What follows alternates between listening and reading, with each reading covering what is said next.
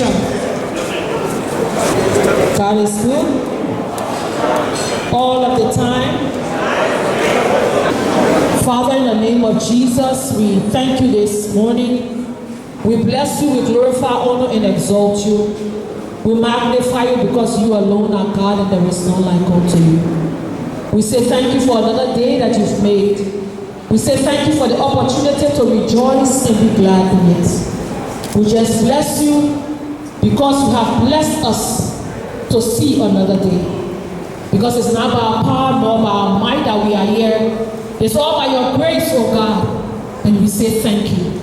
We commit this time unto you, Lord, as we go through a time of confessioning. We pray, Spirit of the living God, that you will guide us through the process, that everything that will be done here will be done to your glory, honor, and praise. You be glorified in this place. In Jesus' name we pray with thanksgiving. An Associate Justice of the Supreme Court of Liberia,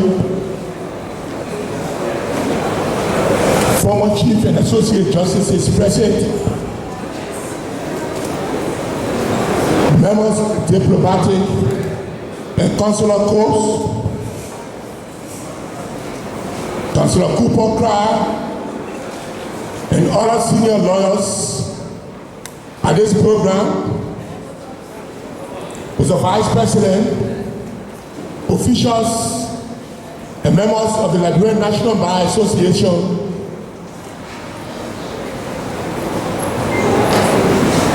all invited guests,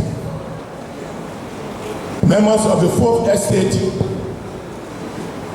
distinguished ladies and gentlemen. Today marks the National Convention of the Liberian National Bar Association, consistent with our Constitution. This convention is the highest decision-making body of this organization. And according to the Constitution, lawyers normally assemble to grace this occasion during the last week of November of every year. Distinguished guests, I'm pleased to officially open the National Convention 2022. I thank you. Councillor Sam Y. Cooper, President Monserrato Bar, for welcome remarks.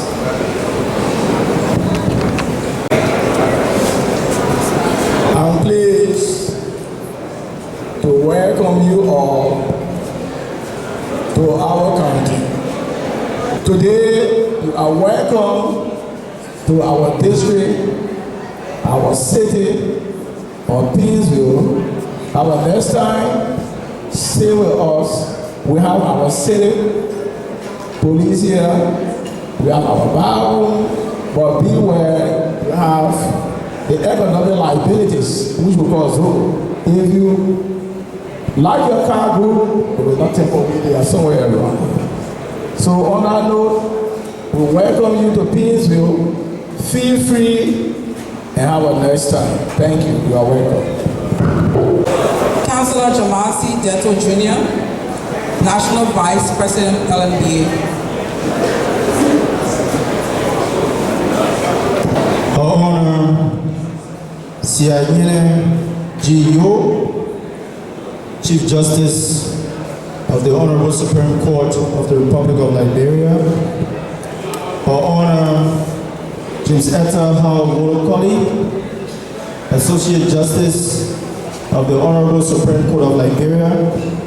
The LNBA is pleased to have you grace the Convention 2022. You're welcome, Honorable Chief Justice and Associate Justice. We also would like to welcome Ambassador Ren Yisheng, Embassy of the People's Republic of China. Ms. Ambassador, welcome. We also recognize the presence of Ambassador Godfrey A. Oduliko, I'm sorry if I didn't pronounce the name right. Embassy of the Federal Republic of Nigeria, our dear friend and big brother in West Africa. We also like to recognize the presence of the Ambassador of the Republic of Ghana, Ambassador Kwabena Okubi Apia. Welcome, Mr. Ambassador, and thank you for gracing our occasion. We would also like to recognize the presence of Dr. Julius Salvo Nelson Jr., President of the University of Liberia. We would also like to recognize the presence of Mr. Charles B. Coffey, President of the Press Union of Liberia. We would also like to recognize the presence of Councillor Dr. Jala Alim Babu, Dean Louis Arthur Graham School of Law, University of Liberia. We would also like to recognize the presence of Attorney Philomena T. Williams, President of the Association of Female Lawyers of the Republic of Liberia. We also have our judges of circuit and specialized courts and magistrates. We want to say you're welcome. Thank you for gracing our occasion. We also like to recognize the presence of the President of the Law Students Association, Madam Wilhelmina Elias Budi. We also like to recognize the President of the Federation of African Law Students, Mr. Siafa Ban Kemukai. We also like to recognize members of the Noble Second Floor at the Louis Arthur Graham School of Law. I take this time to also recognize former Associate Justice of the Supreme Court of Liberia and my own dear mother, Counselor, you're welcome, former Associate Justice of the Honorable Supreme Court of Liberia. We have also senior counselors here. We also have members of the National Executive Council of the LNBA. I would also like to recognize the chairperson of the Social Committee of the LNBA, Councillor Cherindel Hado Kanchipong, and members of the Convention Steering Committee. At this time, let me also thank the organizers and members of the LNBA for gracing this year's convention. And I want to give special thanks and appreciation to the President of the LNBA, Councillor Sylvester Doboreni. I would also like to recognize the General Secretary, Councillor Bono Vama, and also the Treasurer, Councillor Rachel Yabadowa. Today's convention is a very historic one, and as the President has opened this national convention, there will be several discussions, COE sections that are very stimulating, and I hope that as lawyers, we'll put on our thinking caps and we'll be able to discuss these issues and come up with workable resolutions. We're going to call up our partners who have worked along with the LNBA towards ensuring adherence to the rule of law in terms of policies and different activities. Ambassador Ren Yeshen, Embassy of the People's Republic of China. Honorable C.I. Ian Yapei Yung, Chief Justice of the Honorable Supreme Court of Liberia, Honorable Associate Chief Justice, Honorable President of the Liberian National Bar Association, my colleagues from the Diplomatic Corps, distinguished guests, ladies and gentlemen. Good morning. Thank you for inviting me to attend and address the annual convention 2022 of LNBA. I wish this convention a great success. The theme of the convention concerns the contemporary developments in the law and the implication for Liberia's legal system. In fact, the legal culture in the world is very different, and each country has its own legal system. Any legal system is unique, and each country has its own problems and corresponding solutions. So it is crucial to find a nationalized way to participate in legal globalization. A good legal system has three elements: the authority of the law, good judicial officials, and a simple and easy procedure.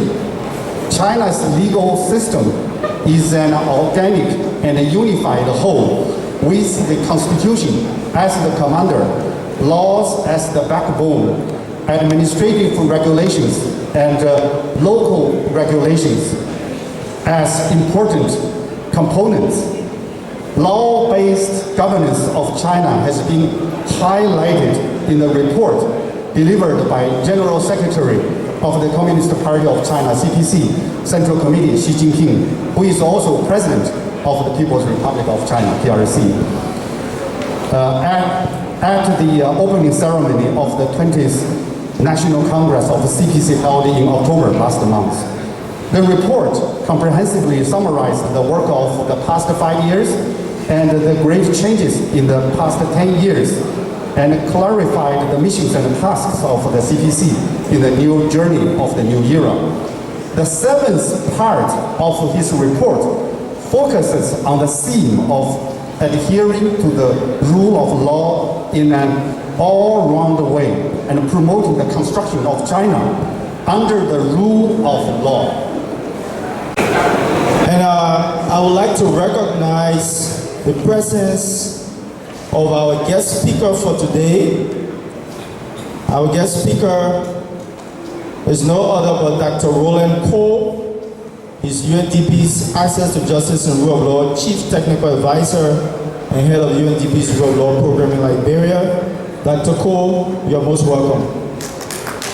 I also like to welcome the presence of Mr. James Jala, Country Representative, the Carter Center. Thank you and welcome. We now call on Ambassador Godfrey A.E. Odudibo and the Embassy of the Federal Republic of Nigeria. Let me stand on other existing protocol to express my pleasure to stand before you learned minds to address this august gathering of reputable individuals at the 2022 annual convention holding in Princeville. The choice of the theme of this year's convention, contemporary development in law, implication for Liberia, is connected to the desires and the commitment of the community of jurists in Liberia to come up at the end of this convention with pertinent recommendations towards addressing some of the unresolved legal issues in contemporary Liberia. What differentiates between what Thomas Hobbes called state of nature, in which life is solitary, poor, brutish, nasty, and short, from contemporary legal system, is the entrenchment of the rule of law, where constitution is supreme. Individuals are equal before the law, where law is accessible to all citizens without discrimination, where the voice of the people are being heard, and where the three arms of government, executive, judiciary, and the legislature observe clear separation of powers with the entrenched checks and balances. where these arms of government are responsive to the yearnings of the political sovereign, by which I mean the people of Liberia, and ultimately where the power lies in the hands of the people as against where the dictatorial tendencies of one man wearing the title of leader. Excellencies, ladies and gentlemen, while the advanced world are busy tagging remnants of plants and animals in Africa, including fishes in our oceans, as endangered species, not to be killed or eaten, but preserved for prosperity so that they do not go into extinction. They have failed to provide alternative means to assuage the hungers and the needs for survival for citizens of our continent. Illegal logging of trees in the forest for exportation to the territories of the developed world and outright stealing of African national resources is going on at a scale unimaginable. Guarding our climate by making new or updating existing policies and laws towards the protection of immediate environment from devastation of the effect of deforestation, desertification, and the unchecked exploitation of our natural reserves and other harmful human activities inimical to the climate must be championed by, for example, right to life, liberty, and property. And that these primary rights are the functions the state exists for, to protect. So I appeal that the Liberia National Bar Association will continue to work for entrenchment of rule and law in the country.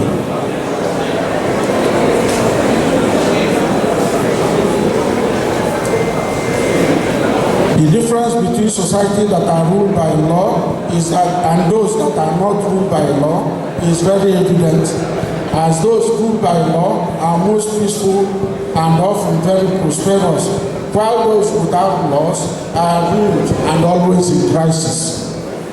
I therefore urge the Liberia National Bar Association to continue to stand for the rule of law. I thank you most sincerely for this honor to address the legal luminaries of Liberia in the 2022 Annual National Convention. Long live the Liberia Bar Association. Long live the government and people of Liberia. Long live the people and the government and people of the Federal Republic of Nigeria. Long live Nigeria, Liberia, bilateral cooperation. I thank you all. Hello. Fabina Bokubi Apia, Embassy of the Republic of Ghana, for complimentary greetings. Indeed, I'm highly honored today to join you to celebrate the 2022 Annual Convention of the Liberian National Bar Association. Greetings from the staff of the Embassy of the Republic of Ghana in Liberia, and also I thank the organizers of this August ceremony for extending an invitation to me. Let me seize this opportunity to commend all members of the Liberian Bar Association for their devotion towards upholding the Constitution of the Republic of Liberia through their good legal principles over the years. Distinguished ladies and gentlemen, by your invitation letter, the theme for this convention, and I quote, contemporary developments in the law, implication for Liberia's legal system. legal profession, as we all know, is a noble one that is geared towards offering great service to humanity. Sawolo Nelson Jr., President, University of Liberia. I bring you special greetings of shalom, greetings of peace from the University of Liberia family, the macrocosm of the larger Liberian society. Let me extend thanks to the leadership and the organizing committee for the planning and execution of another national convention of the Liberian National Bar Association in 2022. The Presidium and the Liberian National Bar Association, they are partners in progress. We subscribe to the rule of law because it supports and ensures the practice of democracy and the protection of human rights. In the same vein, the rule of law requires freedom of speech and of expression, and the media plays an important role in the legal process of our country. It acts as an intermediary between the public and the courts. In so doing, our responsibility is to provide scrutiny and accountability and transparency of legal processes, raise public awareness, and ensure that the public are accustomed to the rule of law. So as we go through this deliberation, it is our hope that we will discuss to the fullest in the interest of our country, because the survival of our states depends on the disposition of justice. And we trust the Liberian National Bar Association that justice will always prevail. Thank you very much. Have a wonderful day.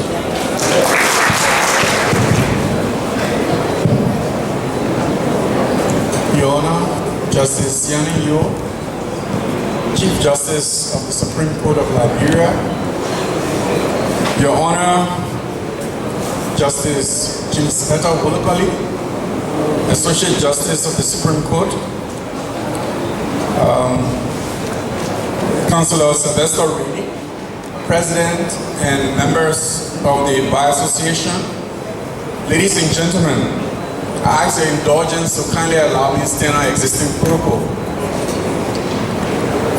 We want to extend our thanks and appreciation to the Bar Association for inviting us to this occasion and giving us an opportunity to make remarks. And we bring you greetings from the Carter Center. We are a partner of the Bar Association, as well as a very active stakeholder in the rule of law space in this country. We now call on Attorney Philomena T. Williams, President, Association of Female Lawyers of Liberia.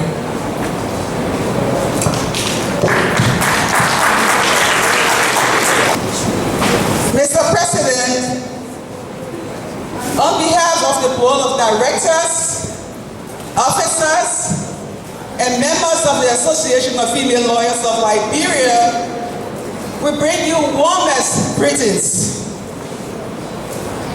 IFE is pleased to congratulate you and your Court of Officer for this excellent leadership over the year. We say congratulations. We enjoy your cooperation. We enjoy your collaboration in promoting and protecting the fundamental rights of women and children in Liberia. Thank you. We particularly recognize our own, the treasurer of the Liberian National Bar Association, Councilor Rachel. We say thank you for your performance.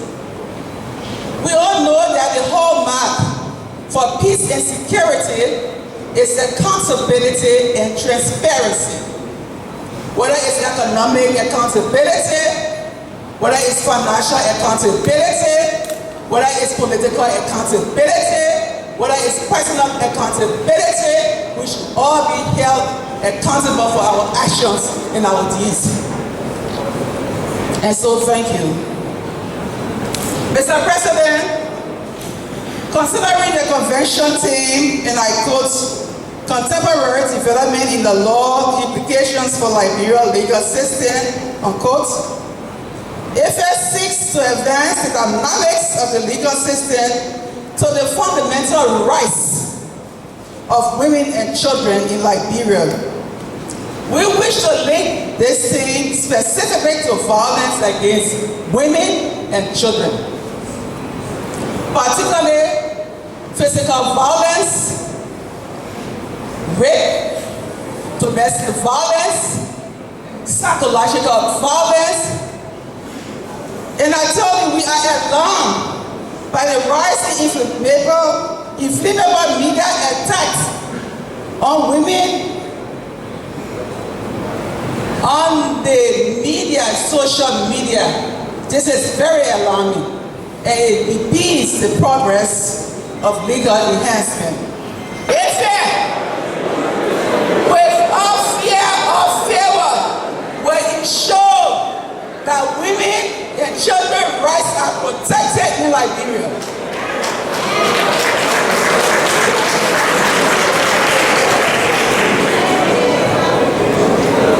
Finally, but more importantly, Mr. President, kindly permit me on behalf of the first board of directors, officers, and members of AFAIR to again congratulate our own, the Chief Justice of the Republic of Liberia, for honoring sending you.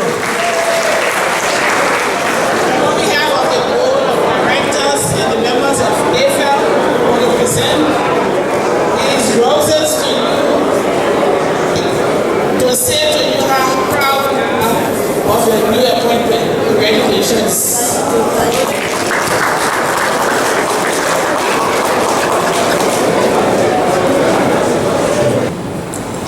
The Supreme Court and Bank extend profound thanks and appreciation through you, Mr. President, to the Liberia National Bar Association for convening this year's annual convention as dictated by your policies. To everyone present, I warmly welcome you to this auspicious convocation of legal practitioners for the purpose of deliberating on pertinent legal issues and thereafter resolving on practical solutions thereof. Although I am not new to being in attendance at the bar's convention or assemblies, this is my first statement to this forum since my ascendancy to the office of Chief Justice, Republic of Liberia. Hence, by virtue of the LNBA being an arm of the Supreme Court, I seize this opportunity to reiterate here some of the topics highlighted in my address at the formal opening of the October term AD 2022 of the Honorable Supreme Court of Liberia as follows. 1. That it is common knowledge that the remuneration and standardization law referred to as the harmonization law resulted to the attenuation in the enumeration of justices of the Supreme Court and judges of subordinate courts.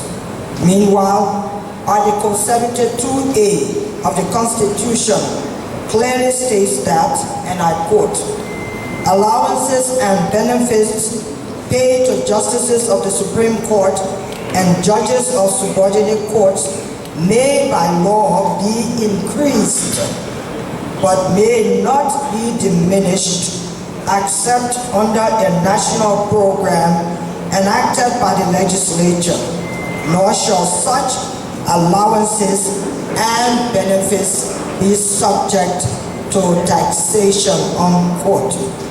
This provision of the Constitution is to ensure that justices and judges are adequately compensated for their services, given the constitutional prohibition against this group of employees of the government from participating or partaking in any activity by themselves or with others for economic gains or benefits as is allowed the members of the other branches of government.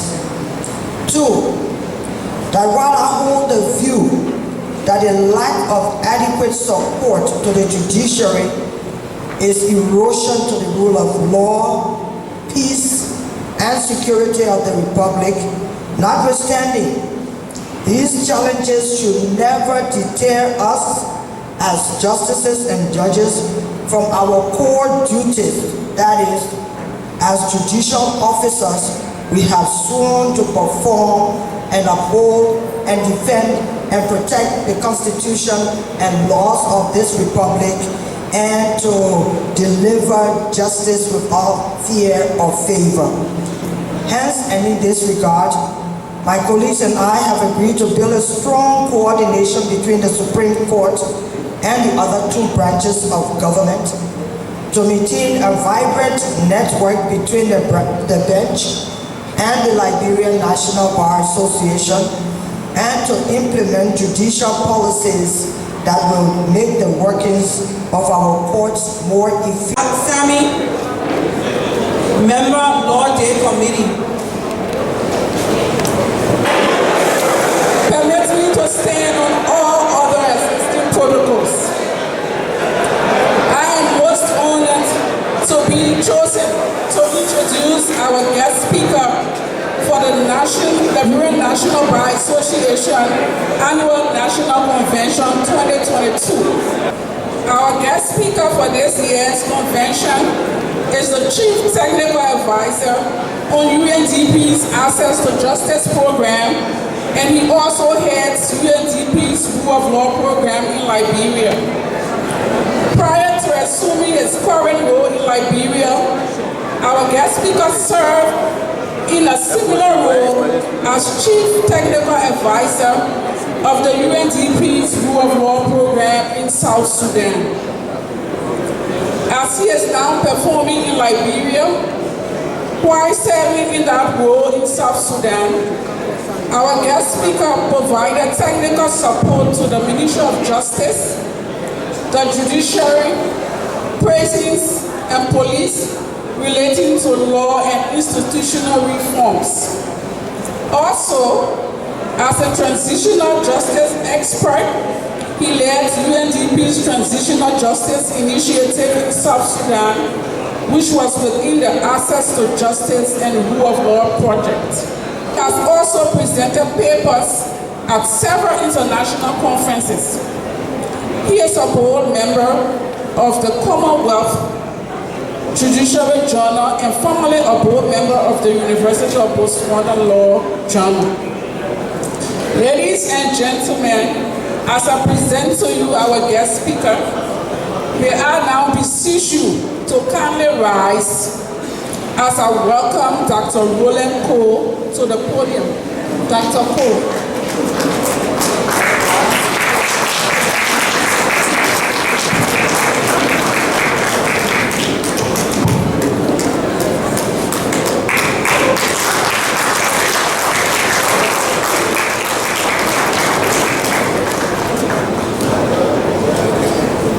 Please be seated.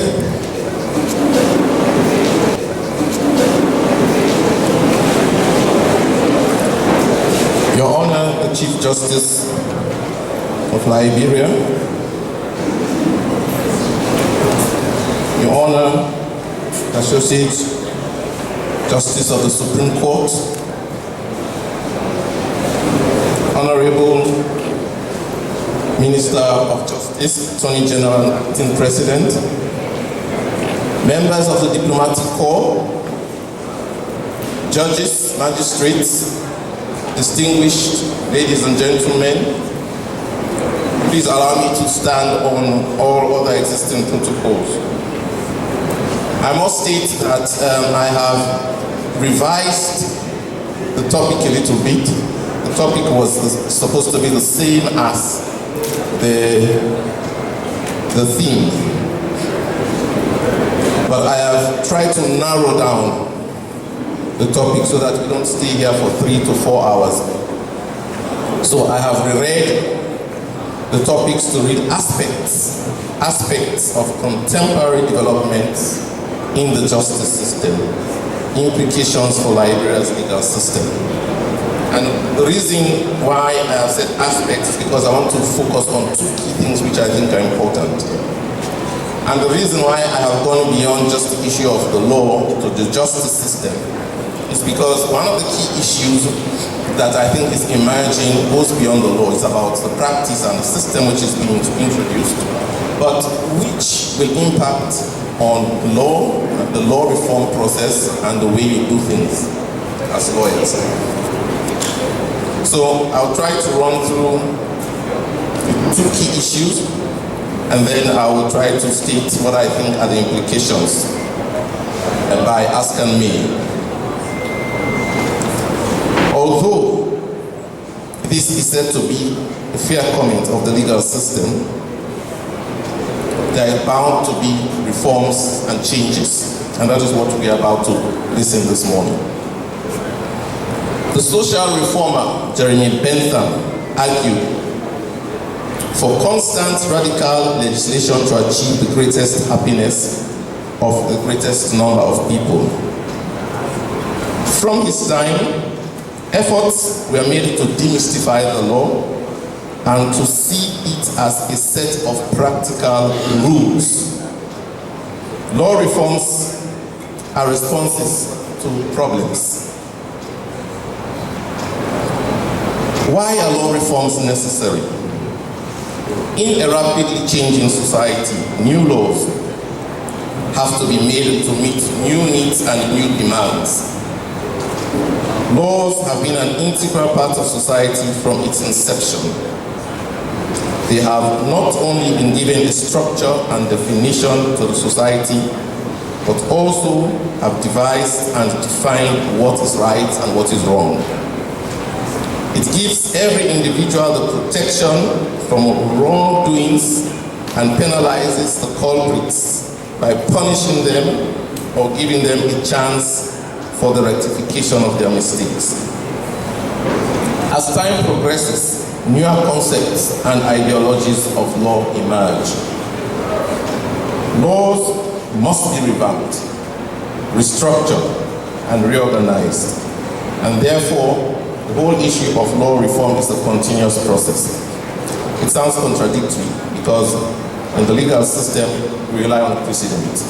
Most of the precedents are old age and time-honored.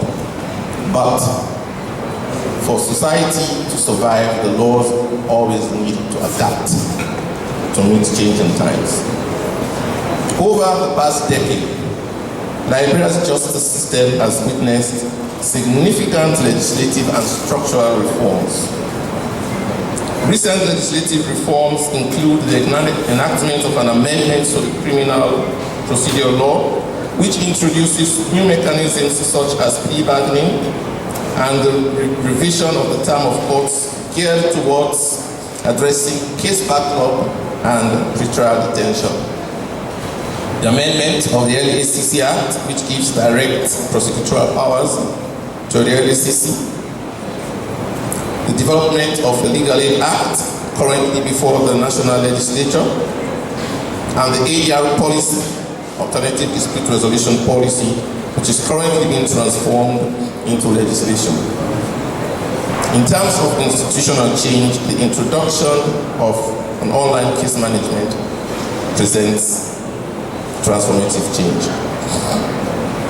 As I said before, for the purposes of this address and due to time constraints and for emphasis on focus, I'll focus on two key issues. First would be the legal aid legislation, because this is primarily important for the LNBA, and you have key responsibilities, obligations, and you are the driving force and the backbone of the successful delivery of legal aid. And then second, the introduction and development of an online case management system, because it creates the potential for transformation of the justice system in Liberia. It is innovative and it creates the potential for change, and also the way you as lawyers will do business in the future. So first, the issue of legal aid. Now, since antiquity, the necessity for a qualified or more experienced person to assist others accused of crimes when brought before an adjudicatory body has been recognized in all legal traditions.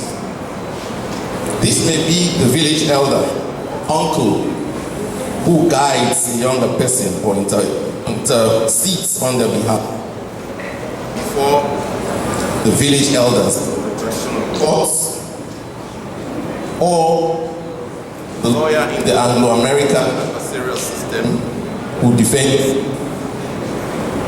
accused persons before the courts,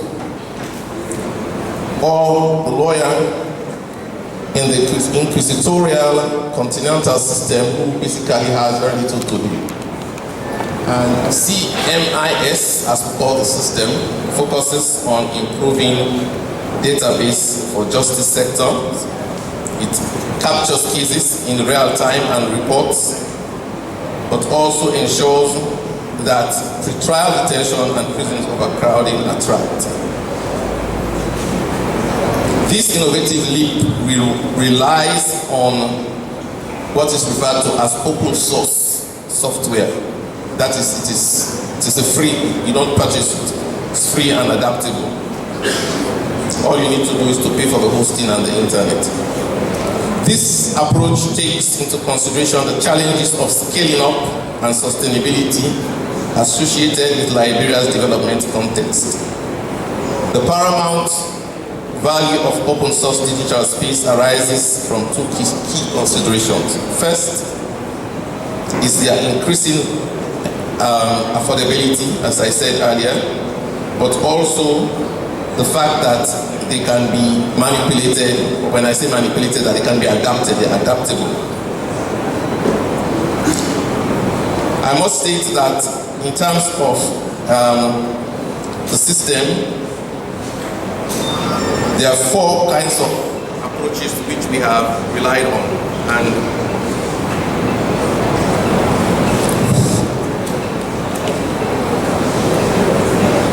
to ensure the sustainability of the system, four key aspects should be considered.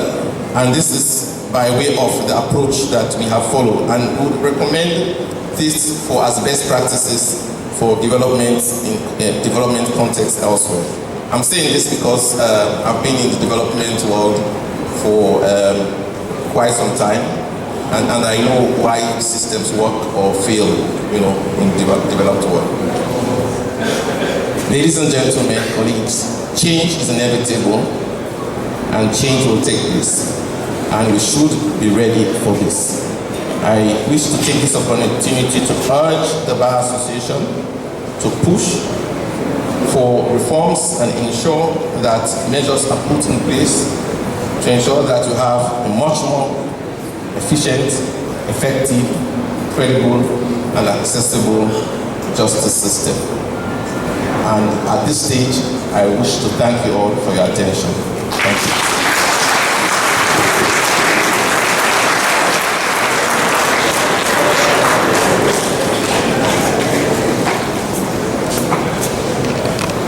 But we have made significant changes on the format of the continuing education. Just as they tell you that laws are not made in a vacuum, you make laws to address specific evils that you are having. What is the evil with continuing education? The evil is that many of our colleagues coming here, they sign the attendance sheet for continuing education. They sign the attendance sheet and they walk out of the hall. For them, they have met the requirement because their name is on the roster. That is not the objective of continuing education. Gravitate toward a process where if you do not attend this program, you can go to the bar, go to the library, and the presentations are in the library. So all the presentations will be in written form, in written format. The question and answer periods will be recorded so that at the end of the day, we have a report covering the entire presentation. And that's what I wanted to let you know. Hopefully, before the next assembly, all of the plans that we have, we will inform you as to the direction that the path is going to take. My only appeal to you is you should take the continuing education program seriously. We are also going to be having subcommittees of the bar so that continuing education programs will be offered all throughout the year and not just at the General Assembly or the convention, so that when you miss one, you can attend another. Members of the distinguished National Bar Association, my name is Norris Tuer. I'm going to be the moderator for this section. This is our first topic, and we have 2 hours, and we have structured the 2 hours into 2 parts. The first part, 1 hour, will be for the presentations. We have 3 presenters. We'll take them in some form of order, and then after that, there will be a Q&A section where you, members of the audience, will have an opportunity to probe the presenters, ask them various questions. By association, CIA training workshop. Topic number 1, the rules of sanctions under international law, legitimacy, unilateralism, multilateralism, and repercussions. So we have 3 high-profile panelists who will come and present. Each of the panelists has 20 minutes. 20 minutes. So we'll go right into the first presentation. We'll call the first panelist will come up here and present, and then retire up there right by the chair, and then the second panelist will follow in that order. Our first panelist is Councillor Michael Ides. He currently serves as Chief Legal Counsel at the Ministry of Finance and is responsible for providing a wide range of legal and advisory services on all contracts, investment agreement nations negotiated with the IMF. So you have it there.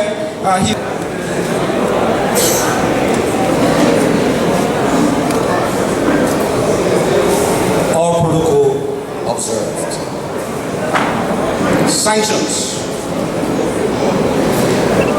Since 2020, excuse me.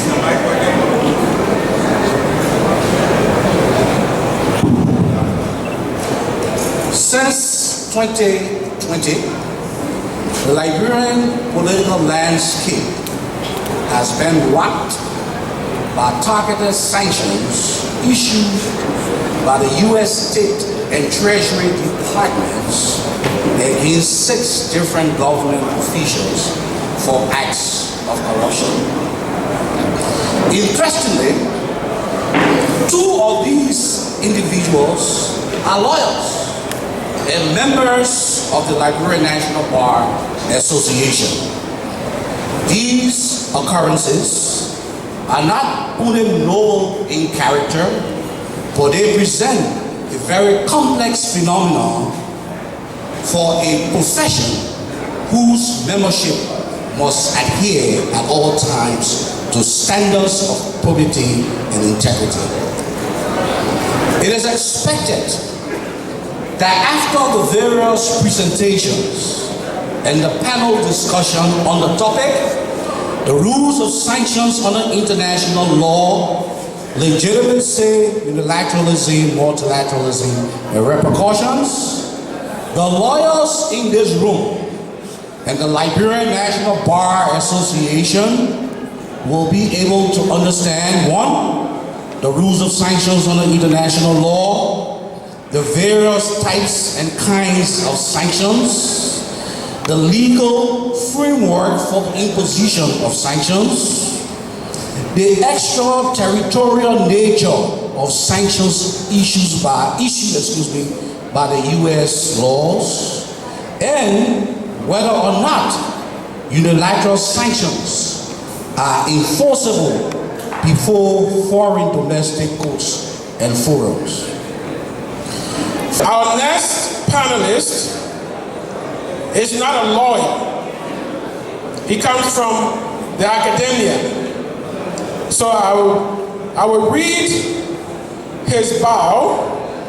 Dr. Samuel G. Toh, PhD. Dr. Toh is a co-director and associate professor at the University of Liberia Graduate School, IBB, where he teaches comparative politics and international political economy. He has more than 15 years of research, policy, teaching in the fields of politics, history, transitional justice, etc. Dr. Toh.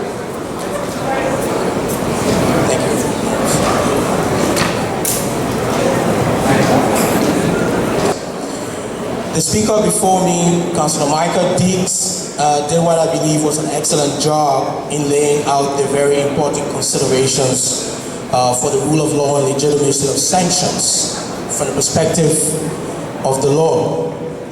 And if there's anything I will say about the element of legitimacy, it will be from the perspective of the moral conundrum that we must now grapple with sanctions, when sanctions become punitive, when they become arbitrary, when they are abusive, when they are unaccountable, and when they result in immense unintended consequences. It is also my understanding that the speaker after me, Professor Monique Captain, will discuss important distinctions between unilateral sanctions and multilateral sanctions.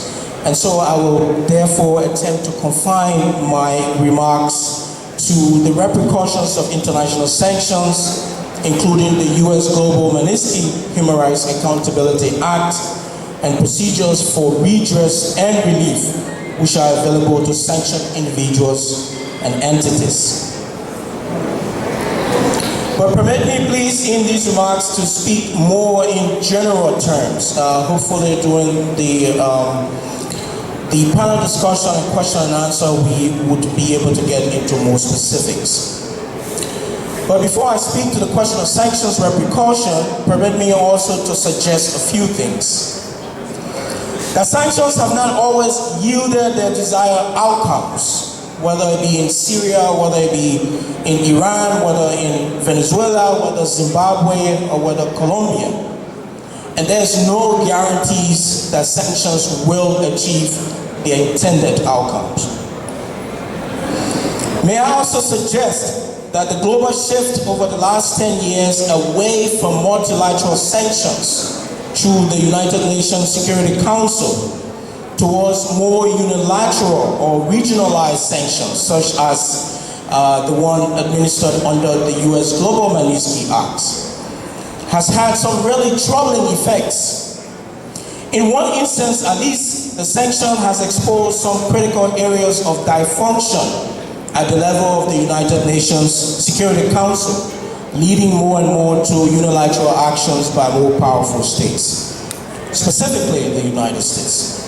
They might want to open political and legal dialogues with the key sanction suppliers regarding how such sanctions may avoid unintended consequences, and how such sanctions may also help advance not only the interests of the sanctioning states, but the interests of the states whose citizens or nationals are sanctioned.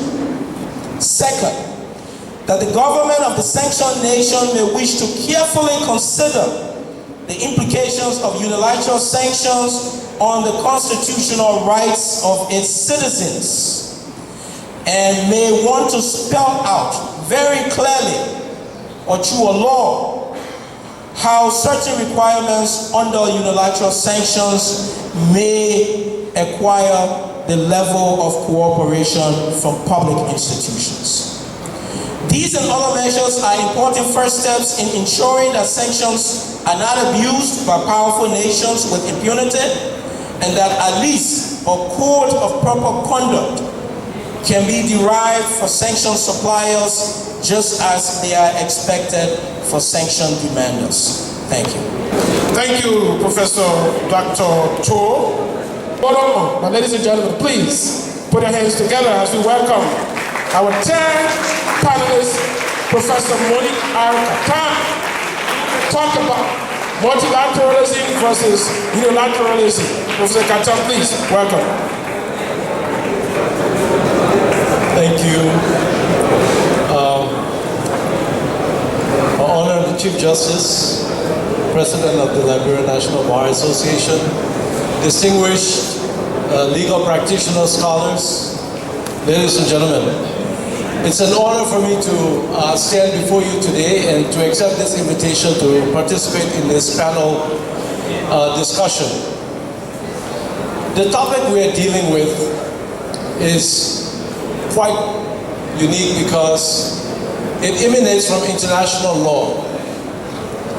And most of us are familiar with municipal laws, which are really based on precedents and cases. But with international law, we have a different source of that law. And that's primarily from custom, which we call customary international law, and from conventions, international treaties.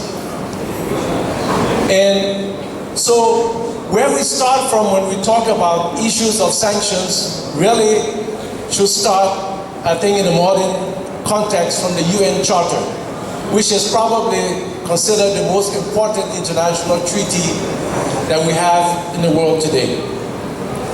And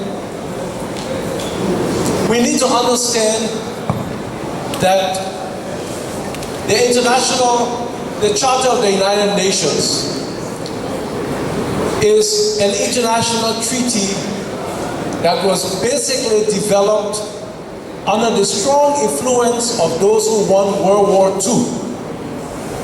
The victors decided the structure of the New World Order after World War II.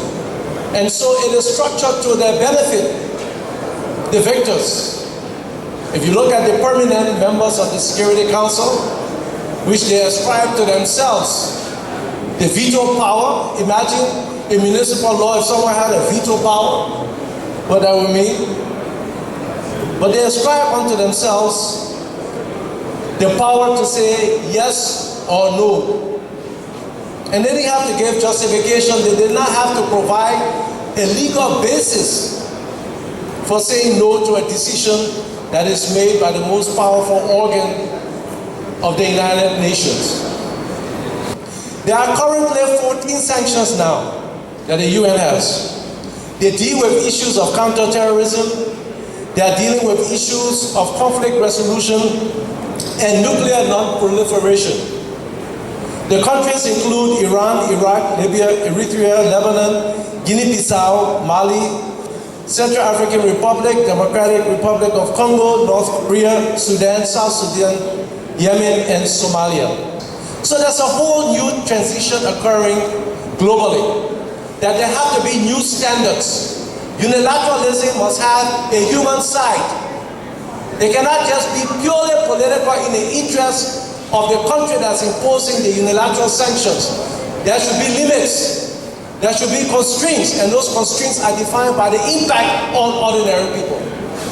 And that is the direction that we are moving. So with that, I'd like to end here, and thank you for the invitation. My question goes to Professor Captain. In your thank you very much. In your presentation on unilateralism, I didn't hear the Kofi Annan doctrine of the right to protect. Our legal obligations under international law with respect to multilateral sanctions. We are obligated by our treaty obligations to abide by those enforcement. But unilateral sanctions are different. Unilateral sanctions, especially sanctions imposed by the U.S. government, are sanctions that are created by the U.S. law. The U.S. law has a long reach. It has some laws of the United States it has territorial extension. So if your government of Liberia decides to go after you as a consequence of the U.S. imposed sanctions, you have several reliefs within the code of law. The Chief Justice spoke this morning, and she vividly gave a constitutional provision that insulates our domestic forum from international application of unilateral statute. Also cited the Wallow versus Wallow case. So you have a relief. If a unilateral sanction is imposed upon you as a person and you go to court, all of the legal principles, due process, the right to be heard, once all of those were not met, then it means that that sanction cannot succeed against you in the court of law. Okay.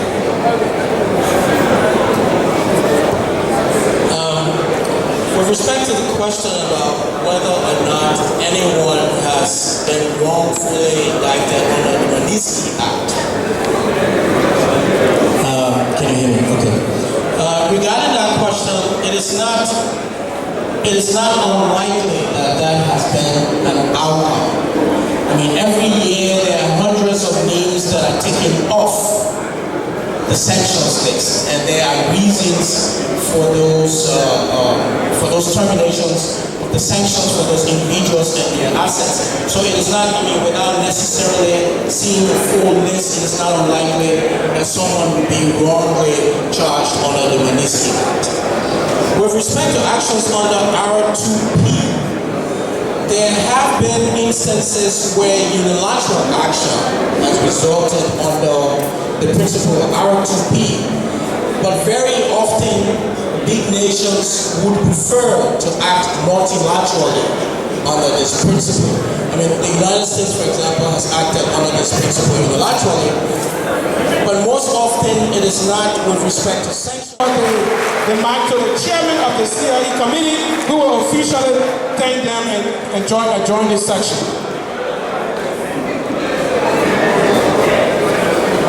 Madam Chief Justice,